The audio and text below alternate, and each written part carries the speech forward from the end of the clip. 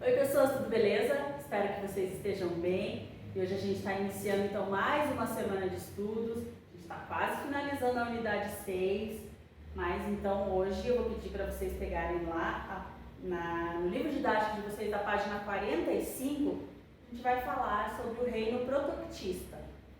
Esse reino ele é bem interessante porque ele tem organismos bem diferentes entre si, que fazem parte desse reino, com características diferentes.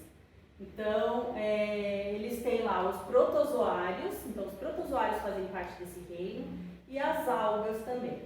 Então, lembrando que os protozoários são organismos unicelulares e heterótrofos, ou seja, formados por uma única célula, e eles não produzem o próprio alimento. E as algas, que tem algas lá que são unicelulares e tem algas que são multicelulares, e todas são autótrofas, né? Elas realizam a fotossíntese para produzir ali o próprio alimento. E aí todos esses seres são eucariontes, ou seja, eles têm células eucarióticas, né, na sua formação, que são aquelas células que o material genético está dentro lá do núcleo. Então, lembrando aí também que as algas, há algum tempo atrás, elas eram incluídas no reino das plantas, tá? Mas, como elas não formam lá tecidos verdadeiros, ou seja, as células não estão agrupadas lá formando os tecidos, eles acabaram incluindo as algas nesse reino aqui, tá? Então, protozoários e algas. A gente vai estudar um pouquinho a respeito desses seres aí. Então, os protozoários. Quando os protozoários eles foram identificados, os cientistas acabaram colocando esse nome, protozoário, que quer dizer primeiros animais.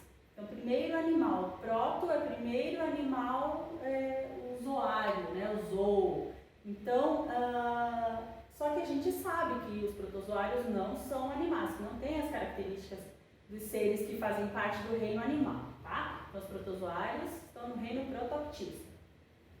E aí, existem vários tipos de protozoários, tem os que têm lá vida livre, que são encontrados em ambientes aquáticos, mas tem os que são parasitas que causam doenças, tá?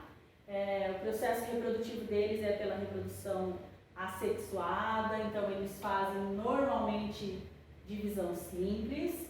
A gente estudou lá no processo da reprodução assexuada.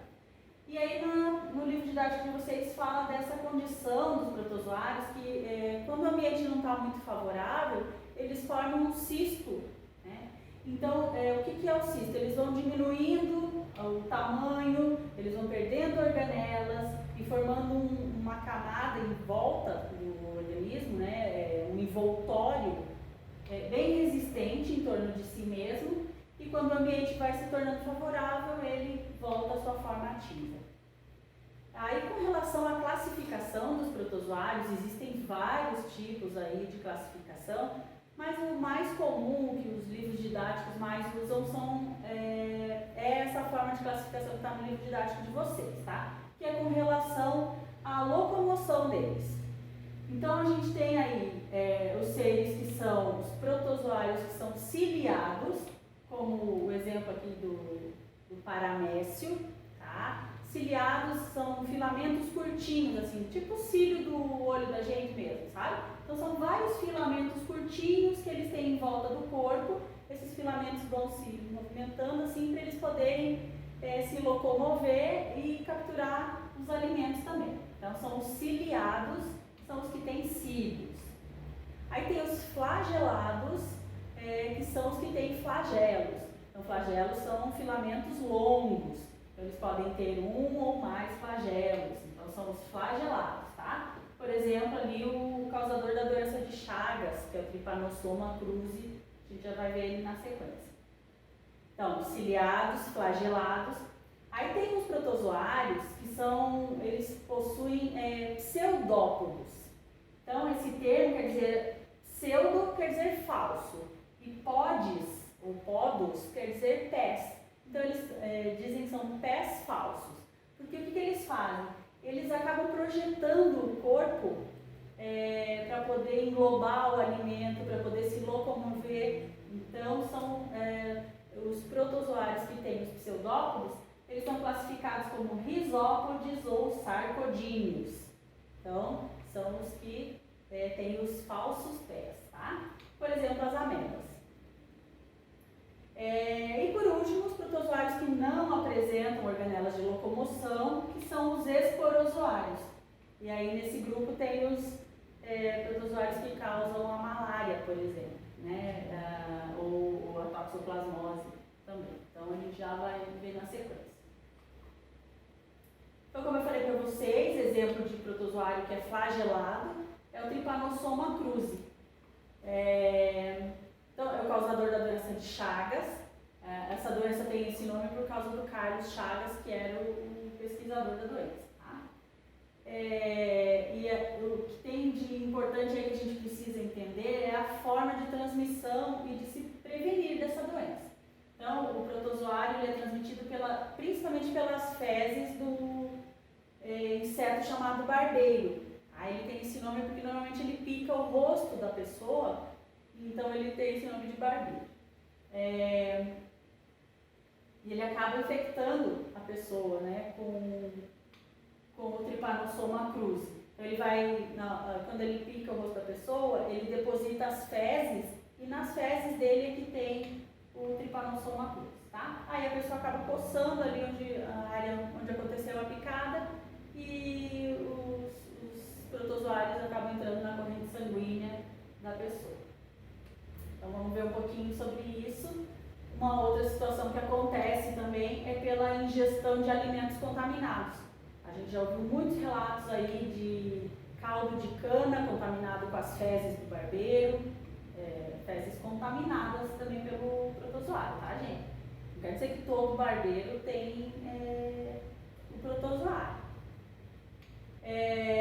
Também casos de açaí com fezes do barbeiro contaminado, casos de transfusão sanguínea, só que é bem mais raro, transplante de órgãos, mãe contaminada quando passa para o bebê durante a gestação ou o parto. Aí no livro didático de vocês, na página 46, tem o ciclo do barbeiro, então o ciclo da contaminação que acontece pela picada do barbeiro, tá? Então, uma pessoa que esteja com a doença de Chagas, esse barbeiro vai lá, pica essa pessoa, então o que acontece ali? O inseto, ao sugar o sangue de uma pessoa contaminada, ele vai adquirir o tripanossoma, tá? E aí o que acontece? Ele vai, né, até uma outra pessoa que esteja saudável, e aí quando ele pica essa pessoa que está saudável, ele pode transmitir com as suas fezes contaminadas o Trypanosoma cruzi e a pessoa acaba adquirindo aí o Trypanosoma cruzi que vai para a sua corrente sanguínea e aí eles acabam se instalando ali, os Trypanossomas se instalam no tecido muscular estriado cardíaco, é uma situação que acontece muito, tá? Então, os sintomas iniciais aí são febre, mal-estar, inflamação e dor nos gânglios linfáticos, né? Inchaço sobre os olhos, aumento do tamanho dos órgãos como fígado, baço e intestino, e daí a evolução da doença ocorre lá, os problemas cardíacos. O tratamento, quando iniciado na fase inicial, apresenta grandes chances de cura. Seguindo, malária. A malária é uma doença causada então pelo protozoário esporozoário parasita, né, chamado Plasmodium. Então, o esporozoário ele não tem forma de locomoção, nenhuma organela para ele se locomover. Então, ela é transmitida, a malária é transmitida através da picada da fêmea do mosquito do gênero Anopheles. Então, ela precisa do sangue para poder desenvolver os ovos, tá? Então ela precisa do sangue na fecundação lá. Então, existem aqui, no livro didático você está falando que a malária é endêmica da região amazônica. E o que acontece então, como que é o ciclo, né, da transmissão da malária? Então a transmissão acontece quando o mosquito suga o sangue de uma pessoa contaminada pelo plasmódio. Só que nesse caso aqui, gente, O plasmódio, ele vai, no mosquito, ele vai ficar lá na saliva da fêmea do mosquito, tá? Não é nas fezes como no barbeiro. Então, ao picar uma pessoa saudável, o mosquito vai injetar os protozoários que estão na forma de esporos, que são pequenos ovos, né, como se fossem, os quais entram no interior das células sanguíneas, que são as hemácias, nas hemácias que eles acabam entrando. Aí o que eles fazem? Eles acabam destruindo aí as hemácias, tá? E vão reiniciar o ciclo deles, tá? Então, acontece aí, no caso, é a transmissão da malária, beleza? Aí, quando as hemácias elas são destruídas, a gente fala hemólise, que é quebra, né? Lise quer dizer quebra. Então, quando acontece a hemólise, acontece lá a liberação dos esporos, e essa liberação dos esporos é que vai causar os picos de febre na pessoa. Então, é bem comum quando a pessoa tem malária ter picos de febre intensa. Aí tem outra doença que é a amebíase. A amebíase, o próprio nome já diz, né, causada pela ameba. O nome científico lá é Entamoeba histolytica. Ela está com o intestino grosso, provocando dores abdominais, diarreia, fezes com muco e sangue, além de anemia. Então, a transmissão aí é através da água, ingestão da água ou os alimentos contaminados, contendo lá, contaminados pelo cisto das amebas, né? Aí, claro, que toda vez que a contaminação é com água, a gente pensa logo em saneamento básico, e com relação aos alimentos contaminados, a gente pensa sempre em higiene, né? Limpar, lavar, enfim, né? Mãos, alimentos e ferver ou filtrar a água, ter todo aquele tratamento. Outra doença é a toxoplasmose, uma doença causada pelo protozoário Toxoplasma gondii, encontrado em todo o mundo, porque o que acontece?